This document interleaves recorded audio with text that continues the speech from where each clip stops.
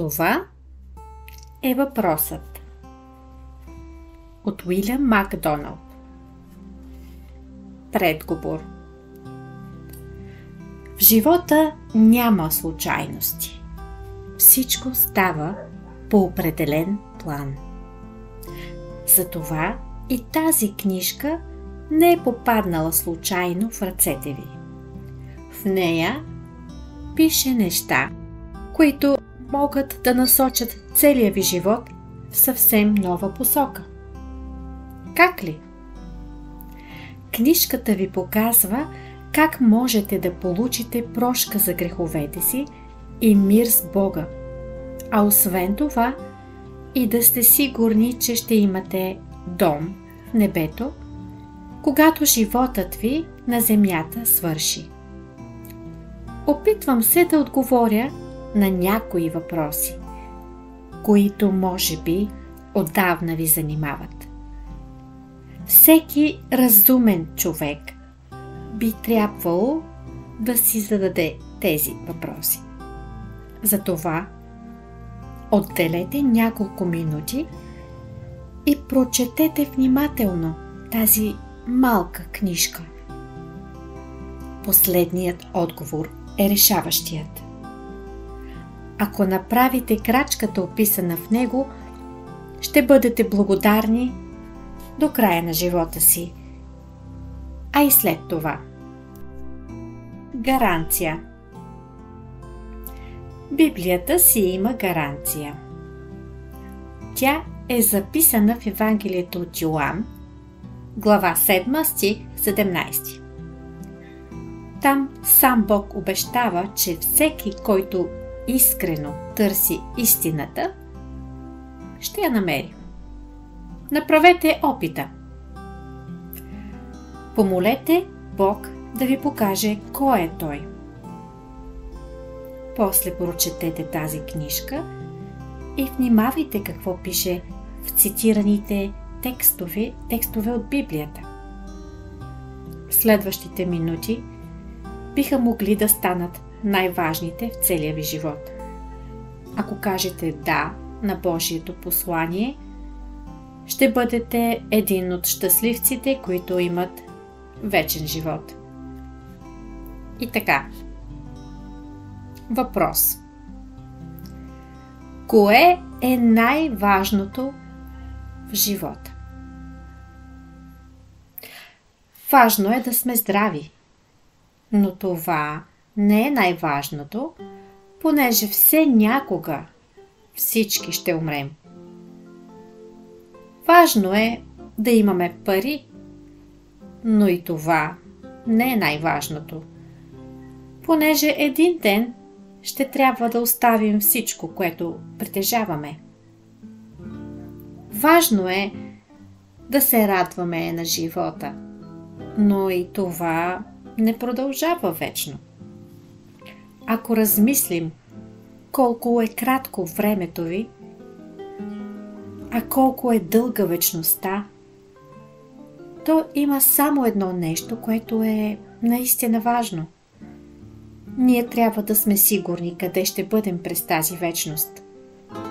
Ние просто трябва да знаем дали нашата вечност ще се нарича рай или ад. Исус е задал решаващия въпрос. Какво се ползва човек, като спечели целия свят, а изгуби живота си?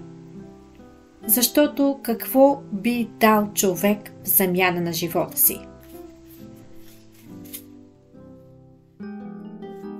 Следващият въпрос. Защо изобщо всичко това е проблем? Отговор. Проблемът се нарича грях. Грехът е отделил човека от Бога и затова той вече не е подходящ за небето, рая, а става само за пъкъла или ада. Библията казва: вашите беззакония ви отделиха от вашия Бог и вашите грехове скриха лицето му от вас. Исаия, 59 глава, 2 стих. Въпрос. Какво е грях? Отговор. Грях е всяко нещо, което не достига Божието съвършенство. Това има предвид Бог, когато казва: всички съгрешиха и са лишени от Божията слава. Грях е всичко, което вършим, макар да знаем, че не е правилно. Всяка неправда е грях. 1 Йоан, 5 глава, 17 стих. Грях е всичко, което не вършим, макар да знаем, че трябва да го извършим. Ако някой знае да прави добро и не го прави, за него това е грях. Яков, 4 глава, 17 стих. Грях е всичко, което накърнява съвестта ни. Всичко, което не става от вяра, е грях. Римляни, 14 глава, 23 стих. Грях е всяко своеволие. Когато ние казваме на Бога: не твоята воля, а моята воля да бъде. Не само нашите мисли, думи и тела са греховни. Целият ни вътрешен живот е изпълнен с грях. Това, което сме, е далеч по-лошо от всичко, което вършим или някога сме извършили. Въпрос. Създавате ми чувство на вина. Не искате ли да имам добро самочувствие? В отговор. Бог иска да се чувствате виновен, понеже наистина сте виновен. Трябва да се събудите и най-после да предприемете нещо против това. Който не желае да признае, че е болен, никога не отива на лекар. Исус Христос е казал: здравите нямат нужда от лекар, а болните.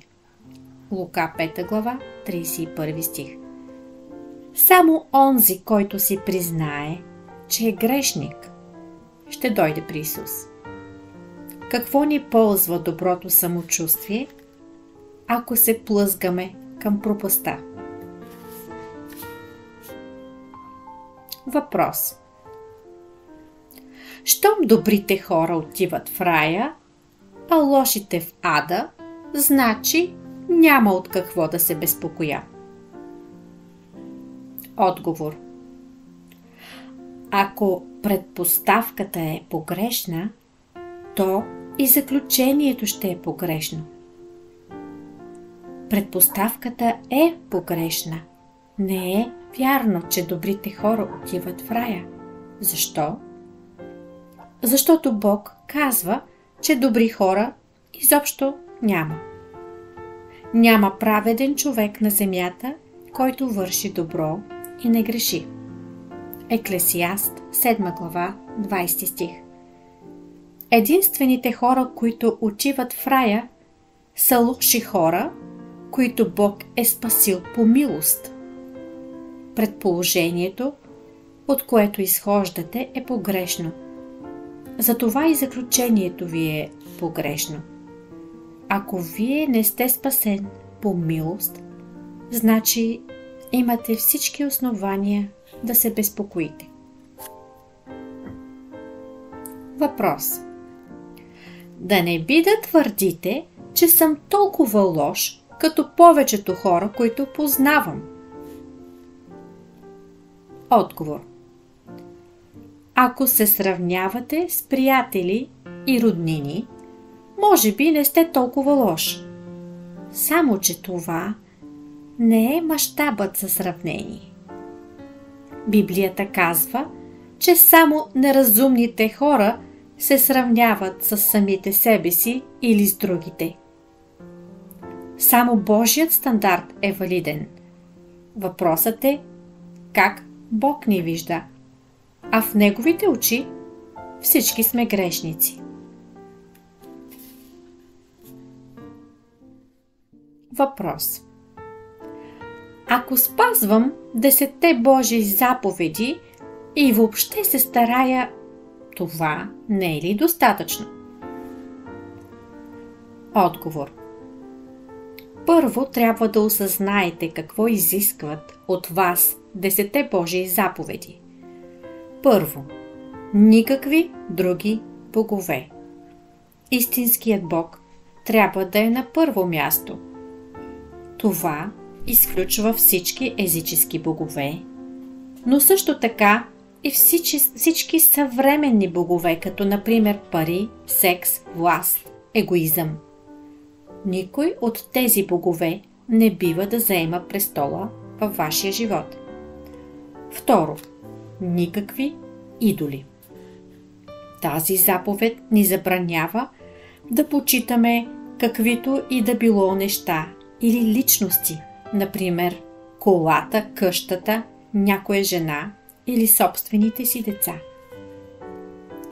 Трето, не споменавайте името на Господа лекомислено или неискрено.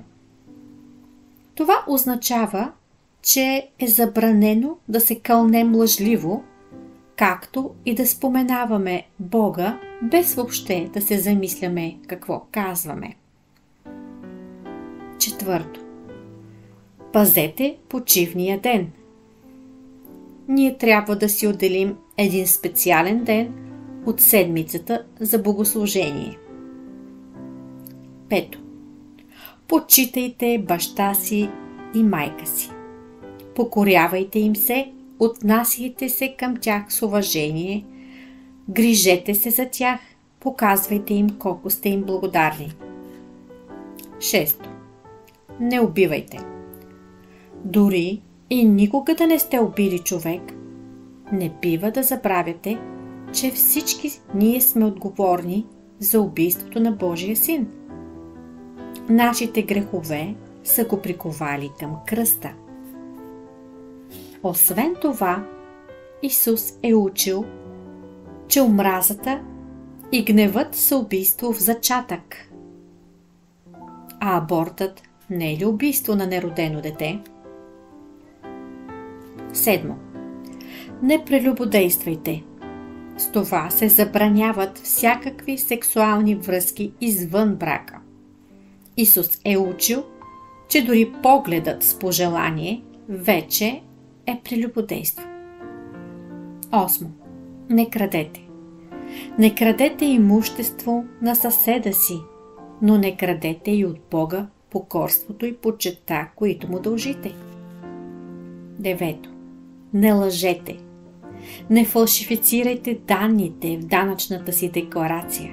Не си намалявайте годините. Не използвайте благородни или принудителни лъжи. Не преувеличавайте и не разкрасявайте разказите си. Десето. Не пожелавайте. Пожеланието и похотта започват в ума. Значи тази заповед означава, че трябва да имате чист мисловен живот. Какво става в мислите ви? Исус е обобщил тези заповеди, като е казал, че ние трябва да обичаме Бога над всичко и ближния си, както себе си. Никога нито един човек, освен самият Исус, не е спазил тази заповед. Въпрос. Защо изобщо са дадени 10 заповеди, след като никой не може да ги спазва? Отговор. Дадени са, за да ни изобличат. Те трябва да ни убедят, че действително сме грешници. Чрез закона става само познанието на греха. Римляни, 3 глава, 20 стих. За да се види, че една линия е крива, трябва права линия. Заповедите са правата линия, която Бог ни дава. Ние заставаме до нея и изведнъж забелязваме колко сме криви. Но заповедите никога не са били замислени като стълбичка, по която да се изкачим до небето. Огледалото ни показва колко сме мръсни, но то не може да измие мръсотията. Термометърът ни показва, че имаме висока температура, но той не може да я свали. Въпрос: а няма ли някакъв начин да изкупя греховете си? Отговор: не, няма. Защото нито едно създание няма да се оправдае пред него чрез делата на закона, понеже чрез закона става само познаването на греха. А Божието оправдание е чрез вяра в Исус Христос за всички, които вярват, защото няма разлика, защото всички съгрешиха и са лишени от Божията слава, но се оправдават даром от Неговата благодат, чрез изкуплението, което е в Христос Исус. Римляни, 3 глава. Въпрос: искате да кажете, че напразно съм се старал да изкупувам греховете си? Отговор: в Библията никъде не пише, че можем сами да изкупим греховете си. Напротив, Библията казва, че цялата ни правда, най-доброто, което можем да предложим, е като мръсен парцал. Не, Бог не иска от нас да изкупуваме греховете си. Той иска да се покаем. Въпрос: а какво означава да се покаем? Отговор: да се покая означава да променя начина си на мислене относно греха, относно самия себе си, относно Бога и относно Христос. Това променя цялостната ми вътрешна нагласа, а оттам и действията ми. Покаянието засяга не само разума, но и съвестта. Това е признанието на грешника, че е безбожен, изгубен, безпомощен и безнадежден и се нуждае от Божията милост. Това е завой на 180 градуса. Това означава, че аз заставам на страната на Бога, отдавам правото на Него, а осъждам самия себе си. Това включва и съжаление. Мъчно ми е, че съм съгрешил. Но пък покаянието е много повече, защото понякога съжаляваме, че грешим, но не преставаме да го правим. Въпрос: нямам ли никаква възможност да заслужа спасението си? Това би ми харесало повече. Отговор: точно за това представата, че човек може сам да се спаси, е толкова популярна. Мисълта сами да изкупим греховете си естествено ни ласкае. Така греховната човешка природа все пак получава някаква почит. Но няма такава възможност. Ние не можем сами да заслужим спасението си. Бог казва, че можем да се спасим единствено по милост, по благодат. Ефесяни 2 глава. Въпрос. Все повтаряте, че човек се спасява по милост. Какво значи това? Отговор. Милост или благодат означава, че Бог прави добро на тези, които не го заслужават. Това е като подарък, който също не сме заслужили. Ние си заслужаваме заплатата, за която сме работили. Но един подарък не. Него можем само да приемем с благодарност. Милостта и собствените заслуги са несъвместими. Или едното, или другото. Трябва да се прави разлика и между благодат и право. По право ние получаваме това, което сме заслужили, а по благодат получаваме това, което не сме заслужили. Въпрос. Правилно ли разбирам, че вие не вярвате в стойността на добрите дела? Отговор. Вече видяхме какво казва Библията за това. Ние не можем да се спасим чрез добри дела. Но след като вече сме спасени по благодат, животът ни трябва да е белязан от добри дела. Добрите дела не са причината, а следствието от спасението ни. Те не са коренът, а плодът. Не са източникът, а резултатът. Първото добро дело, което човек може да извърши, е да повярва в Исус Христос. Оттам нататък всичко, което вършите за Божия слава и за доброто на ближния си, е добро дело. Въпрос. Аз съм кръстен като дете. Това не е ли достатъчно? Отговор. Кръщението не спасява никого, нито децата, нито възрастните.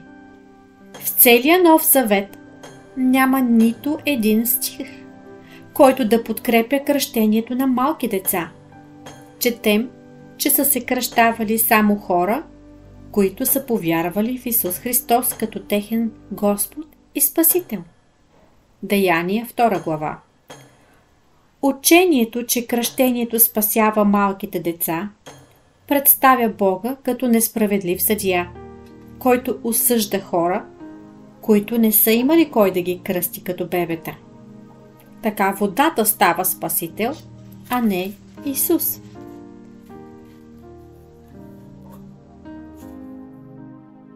Въпрос. Ако децата могат да се спасят, като ги поръсят с малко вода, защо тогава Исус е трябвало да умира? Отговор. Децата не могат да се спасят така. Това просто не действа. Много хора, които са били кръстени като малки, после са станали прелюбодейци, убийци и престъпници. Въпрос. Кажете ми ясно, какво трябва да направя, за да се спася? Отговор. Трябва да се родите отново. Исус е казал съвсем кратко и ясно. Не се чуди, че ти казах, трябва да се родите отново. Ако не сте новородени, никога няма да видите Божието царство и никога няма да влезете в него. Въпрос. Какво означава да се родя отново? Отговор. Новорождението е чудо. То е едно свръхестествено Божие дело, което се извършва, когато човек се покае за греховете си и с вяра приеме Исус Христос за свой Господ и Спасител. Първото ви раждане е било телесно, второто е духовно. Въпрос. не е ли нетолерантно да се твърди, че вярата в Христос е единственият път към спасението? Отговор. Тогава Библията е нетолерантна. Исус е казал, че никой не може да дойде при Бог Отец, освен чрез Него. Йоан 14 глава 6 стих.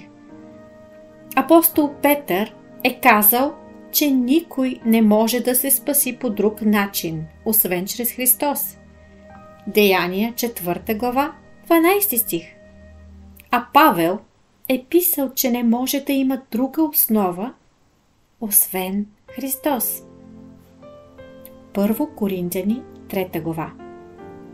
Вярата в Христос е единствения път за спасение. Въпрос. Какво означава да се вярва? Отговор. Това означава, че приемате само Исус Христос като единствената си надежда за рая. Отхвърляте всяка представа, че можете да спасите сами себе си или да допринесете с нещо за спасението си и разчитате изцяло на Него. Библията използва различни изрази, които имат един и същи смисъл. Да приемем Христос, да минем през вратата, да отворим вратата на сърцето си, да ядем, да пием, да се върнем у дома като блудния син, да приемем подарък, да погледнем на Христос, да докоснем полите на дрехата Му, да приемем поканата за сватба, да го последваме. Въпрос. Вярата не е ли скок в неизвестното? Отговор. Не. Напротив. Вярата изисква най-сигурната гаранция и я намира в Божието Слово. Няма нищо, което да е толкова сигурно, колкото Божието Слово. Неговото Слово е истина. Да му се доверим е най-разумното, логично, нормално нещо, което човек изобщо може да направи. Какво би могло да бъде по-разумно от това едно творение да се довери на Твореца си? Той не може да мами, да лъже, нито пък може да бъде лъган. Въпрос. Не е ли добрата вест прекалено проста и прекалено евтина? Отговор. Да се спаси човек е просто. Толкова е просто, че е възможно за всеки. Евтино е за грешника, не струва нищо. За Спасителя обаче не е било евтино.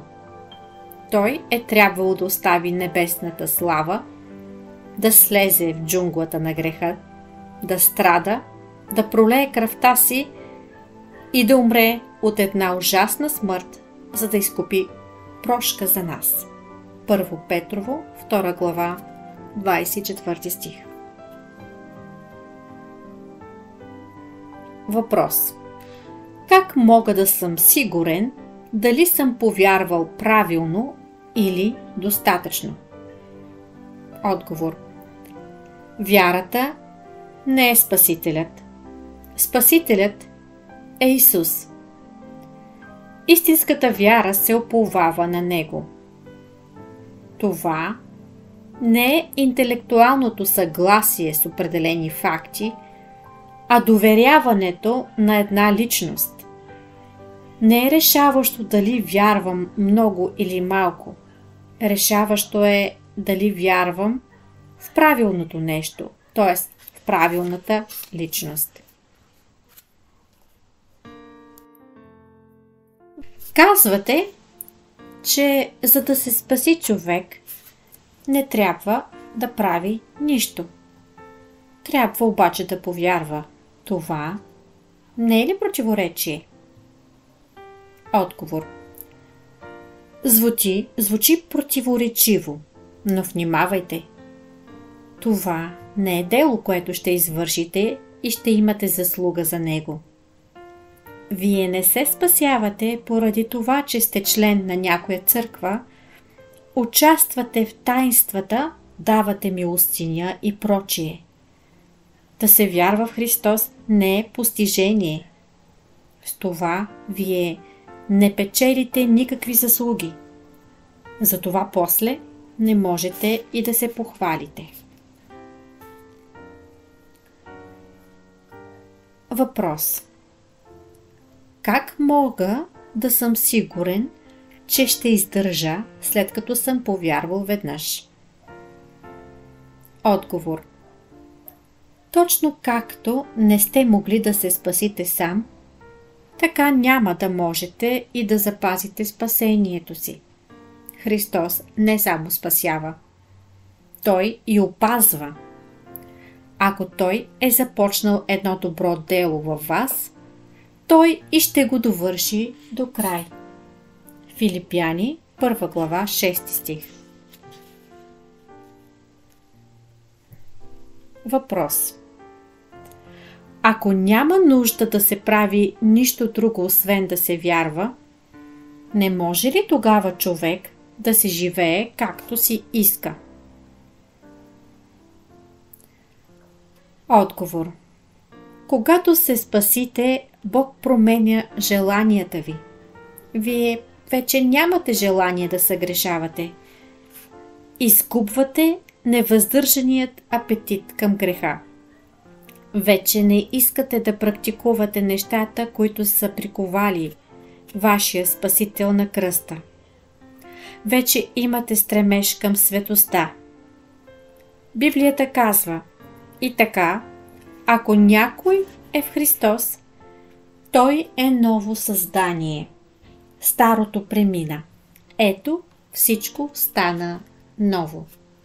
2 Коринтияни, 5 глава, 17 стих. Въпрос. Ако съгрешавам, след като съм спасен, няма ли да изгубя спасението си? Отговор. Исус е казал, че нито една единствена овца от неговото стадо няма да се изгуби. Всички, които са били оправдани, един ден ще бъдат прославени. Спасението представлява едно раждане. Раждането е нещо окончателно, което вече не може да се върне обратно. Спасението означава вечен живот, а вечен означава безкрай. Нищо не може да отлъчи вярващия от Божията любов. Римляни 8 глава.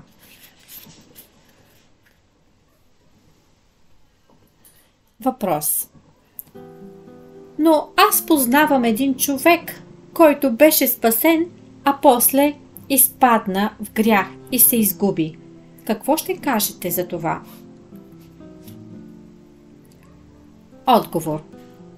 Ако наистина е бил спасен, значи не е изгубен. Но ако само на думи е изповядал, че вярва, той всъщност никога не се е обърнал наистина, а най-много да е преживял морален подем. Това е изглеждало като ново начало, но след известно време той отново се е върнал към стария си живот. Ние трябва да градим вярата си върху Библията, а не върху собственото си преживяване. Въпросът винаги трябва да бъде: какво казва Библията? Въпрос. Ако всички грехове се прощават, какво става с греховете, които вършим, след като сме повярвали? Отговор. Когато се спасим, ни се прощават всички грехове, що се отнася до наказанието за греховете. Когато Исус е умрял на кръста, Той е умрял за всичките ни грехове, миналите, настоящите и бъдещите. Когато Той е умрял, всички наши грехове все още са били в бъдещето. Той е платил за всичките. Съдията Бог вече не намира грехове, за които трябва да накаже вярващия с вечна погибел, защото Исус е понесъл наказанието на Голготския кръст. И така сега няма никакво осъждане за онези, които са в Христос Исус. Римляни 8:1. Но греховете, които извършваме след обръщението си, имат редица последствия. Те опозоряват името на Господа. Те ни ограбват радостта. Те поставят под съмнение истинността на нашето обръщение. Както казва Пакър, единственото доказателство за обръщането е обърнат живот. Греховете спират духовния растеж. Бог ни възпитава чрез наказание. Когато повярваме, ние получаваме една прошка, която наричаме съдийска прошка. Съдията Бог ни оправдава веднъж завинаги от вечното наказание за греха. Когато грешим като вярващи и изповядваме греховете си, ние получаваме това, което наричаме бащинска прошка. Бащата Бог ни прощава като на свои деца. От този вид прошка се нуждаем всеки ден до края на живота си. Въпрос: какво ще се случи, ако съм повярвал, но умра, без да съм изповядал някои свои грехове? Отговор: както току-що обяснихме, наказанието за тези грехове е понесено от Исус на кръста. Той е платил за тях. А Бог никога няма да изисква да се плаща два пъти за едно и също нещо. Значи вечното ви спасение не се влияе от това.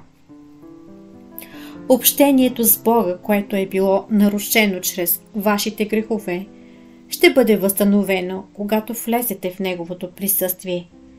Греховете, които ние не сме изповядали, водят до това, че ще изгубиме наградата си пред Христовото съдилище.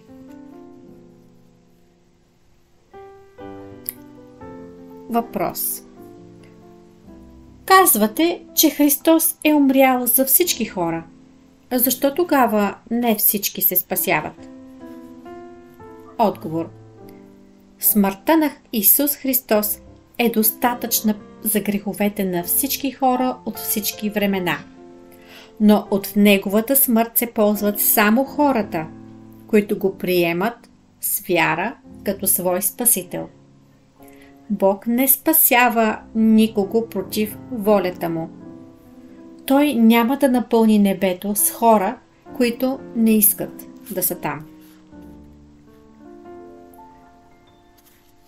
Въпрос: трябва ли да бъда обзет от силни чувства, когато повярвам? Отговор: това се случва при някои хора, при други не. Хора, които повярват в много тежки житейски обстоятелства, често преживяват драматично освобождение. Други приемат тихо и спокойно Божия дар. Разбира се, спасението предизвиква и емоции, но те могат да бъдат различно силни. Понякога се появяват и по-късно. А и емоционалните състояния обикновено са преходни и се променят. Въпрос: как мога да знам дали съм спасен? Първо, чрез Библията. Библията е била написана, за да може всеки да знае, че има вечен живот, ако вярва в Божия Син. Има и други показатели. желанието да се покоряваме на Бога, любов към християните, осветен живот, отвращение от греха, любов към Божието Слово, радост от молитвата, съзнание за Божието водителство, постоянство във вярата, свидетелството на обитаващия в нас Святи Дух, желанието да казваме и на други благата вест. Въпрос: не трябва ли да сложа ред в живота си преди да дойда при Исус? Отговор: благата вест не е това. Колкото повече опитвате, толкова повече ще се отчаивате. Това, от което се нуждаете, не е обновена фасада, а нов живот. Разпънатият заедно с Исус разбойник не е могъл да сложи вред живота си и вие също няма да можете. Исус е разказвал за един такъв човек, който се опитвал да приведе вред живота си. Къщата му била изчистена и украсена, но била празна. Той не бил пуснал вътре Спасителя. Състоянието му в последствие било по-лошо, отколкото първоначално. Въпрос: не е ли нахално да твърдя, че съм спасен? Отговор: ако спасението зависеше от нас, това действително би било нахалство. Но ако един вярващ човек казва, че е спасен, това не е прекалено. Всъщност, всичко, което той казва, е следното: греховете ми бяха изцяло мое дело. Спасението е изцяло дело на Бога. Той отдава спасението изцяло на Бога и Неговата благодат. Човекът с нищо не е допринесъл за него. Най-ужасен грях би било да обяви Бога за лъжец. А точно това правим, ако не вярваме на думите, които Той е казал за своя син. 1 Йоан, 5 глава, 10 стих. Въпрос: ако християните имат право, защо тогава са толкова малко? Отговор: този въпрос предполага, че мнозинството винаги или поне най-често има право. Това обаче не е вярно. При потопа са се спасили само 8 души. Всички останали са загинали. На Голгота мнозинството е грешало. Само една шепа уплашени ученици са били прави. Исус е казал: широка е портата и пространен е пътят, който води към погибел. И мнозина са онези, които минават през тях. Понеже тясна е портата и тесен е пътят, който води към живот, малцина са онези, които ги намират. Матей 7 глава, 13 и 14 стихове. Въпрос: ако Бог е всемогъщ, защо тогава допуска войни, катастрофи и страдания? Всички тези неща са дошли в света като следствие от греха. Бог не е причинителят на никакво зло. Всички болести, всички страдания, всички мъки и смъртта имат за първопричина дявола.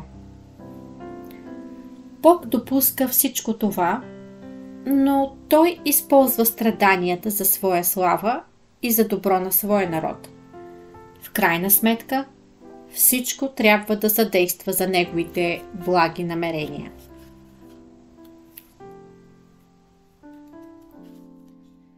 Въпрос: ако Бог е любов, как може да хвърля хората в пъкъла?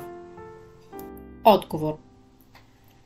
Преди всичко Бог не е направил пъкъла за хората. Той го е направил за дявола и неговите ангели. Бог не иска нито единствен човек да отиде в пъкъла. За да предотврати това, Той е изпратил своя син на света, за да страда, да пролее кръвта си и да умре от една ужасна смърт.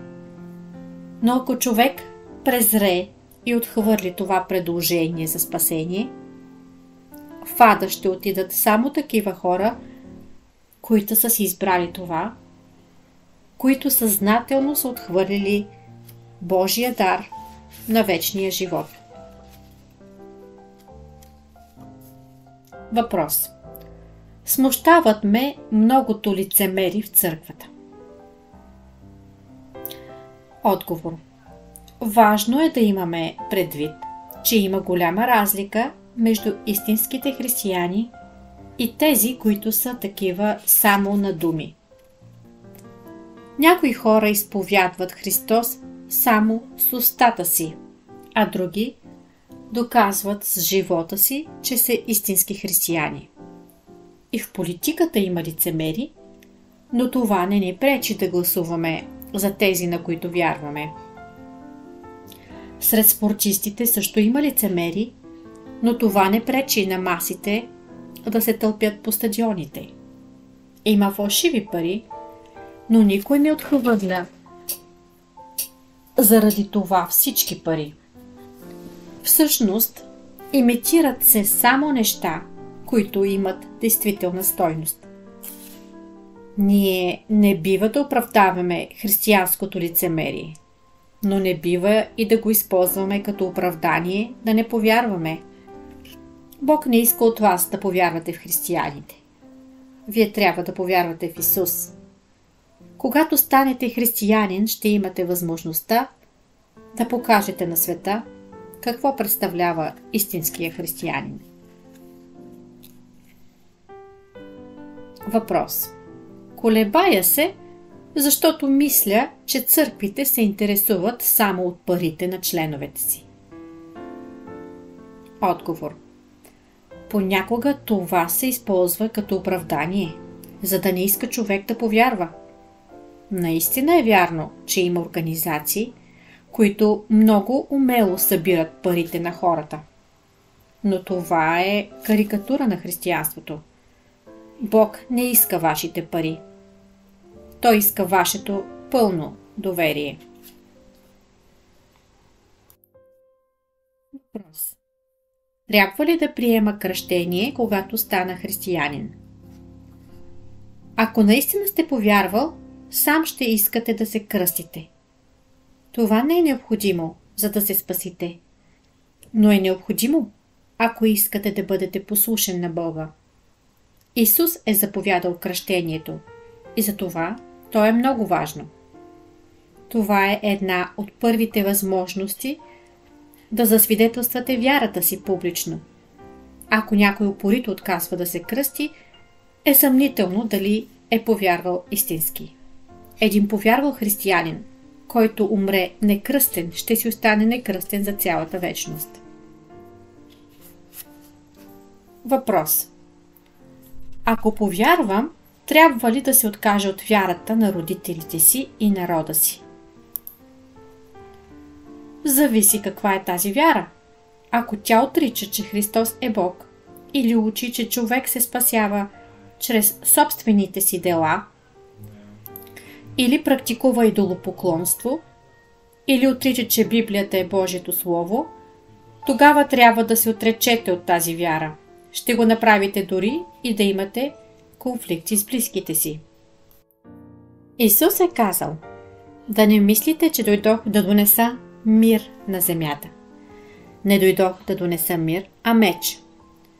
Защото дойдох да разлъча човек от баща му, дъщеря от майка й и снаха от свекърва й. И неприятели на човека ще бъдат домашните му. Матей 10 глава. Често най-близките се обръщат срещу човек, който е току-що повярвал. Но това не бива да ви обезсърчава.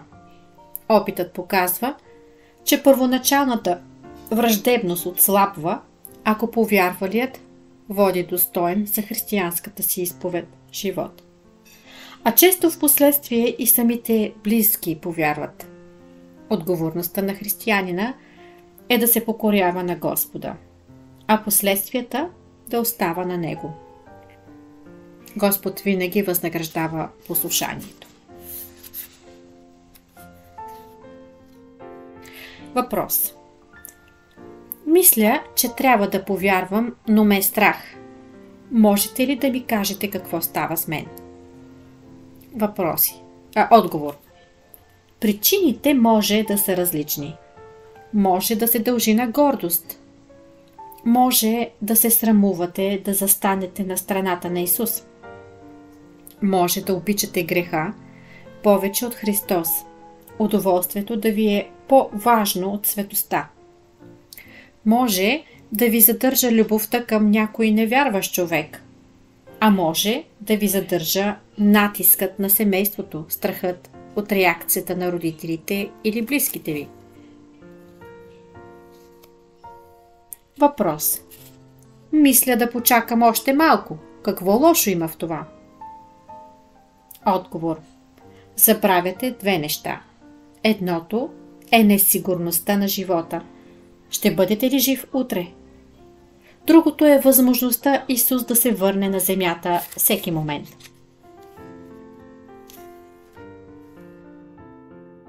Въпрос. Разбирам, че мога да умра при нещастен случай, но това с идването на Исус? Отговор. Исус е обещал на учениците си, че ще се върне на земята. Никой не знае кога. Може да стане и днес. Има много признаци, които подсказват, че ще бъде скоро. Когато Той дойде, всички истински вярващи ще бъдат взети на небето заедно с Него. Всички, които са чули Евангелието, но са го отхвърлили, няма да имат повече шанс. Те ще трябва да преминат през едно време на неописуеми страдания на земята и след смъртта си ще отидат в ада. Въпрос. За края на света ли говорите? Отговор. Не. Преди да дойде краят на света, трябва да се случат още много неща. Първо Исус ще се върне и ще вземе истинските християни при себе си на небето. После ще последва един период на нечувани бедствия и страдания, след който Исус ще установи царството си на земята. Това царство ще трае около 1000 години. Едва в края на това време този свят ще свърши. Той ще изгори в един колосален пожар. Тогава Бог ще създаде ново небе и нова земя, които ще траят вечно. Въпрос. Всичко е ясно. Кажете ми още веднъж, колкото може по-просто. Пак, как мога да се спася и да съм сигурен в това? Отговор. Първо, трябва да признаете пред Бога, че сте виновен, изгубен грешник и заслужавате наказанието на вечната смърт. Трябва да се откажете от всяка мисъл, че можете да се спасите сам, или пък по някакъв начин да допринесете за спасението си чрез прилично поведение и някакви добри дела. После трябва да повярвате, че Господ Исус Христос е умрял като ваш заместник и с това е понесъл наказанието, което вие заслужавате за греховете си. Накрая трябва в едно съзнателно решение на вярата да го приемете като ваш единствен Господ и Спасител и ваша единствена надежда за небето. Ако направите това напълно искрено, Бог гарантира в Словото си, че сте спасен за цялата вечност. Ето Божието обещание.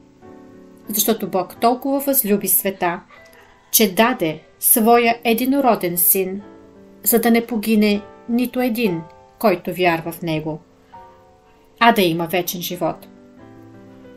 Можете да спечелите всичко, а не можете да изгубите нищо.